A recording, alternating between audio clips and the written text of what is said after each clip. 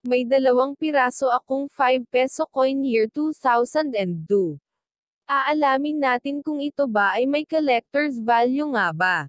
Bago natin simulan ang bidyong ito, paki-follow ang aking Facebook profile.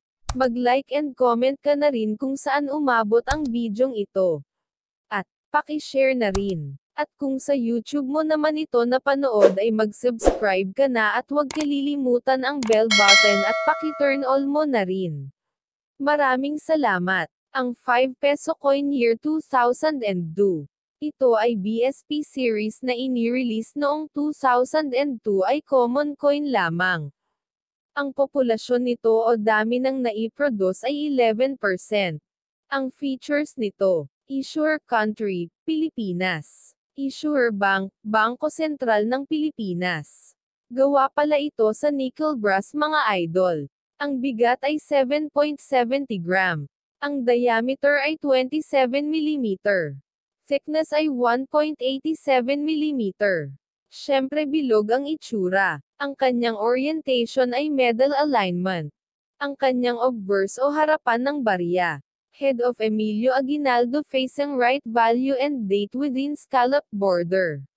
Letter M. Republika ng Pilipinas. 5 piso. Emilio Aguinaldo. 2002. Reverse o likod ng barya.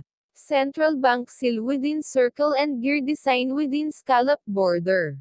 Letter M. Bangko Sentral ng Pilipinas. 1993. Wala kang makikitang design sa kanyang edge. Plain lang. Mints. Royal Canadian of Winnipeg, Canada. Basahin nyo na lang yung ibang details. Ang collector's value nito ayon sa aking pagsasaliksik ay nakadepende sa kondisyon ng barya. Ayon sa numista, ang appraisal value nito ay 6 na piso lang kung ito ay nasa good kondisyon. 11 pesos ang value pag nasa very good at fine condition. Very fine ay 13 pesos. Extra fine condition ay 39 pesos. Wala pang update kung magkano ang value pag almost uncirculated at uncirculated.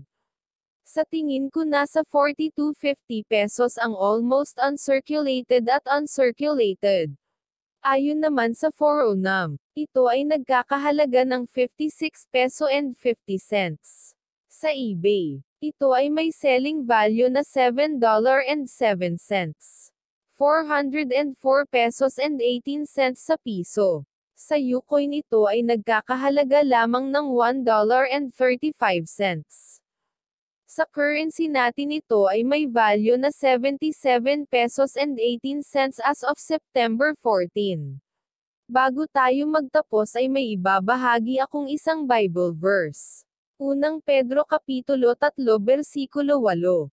Sa madaling salita, magkaisa kayo at magdamayan, magmahalan bilang magkakapatid at maging maunawain at mapagpakumbaba. Happy Sunday morning sa inyong lahat at God bless.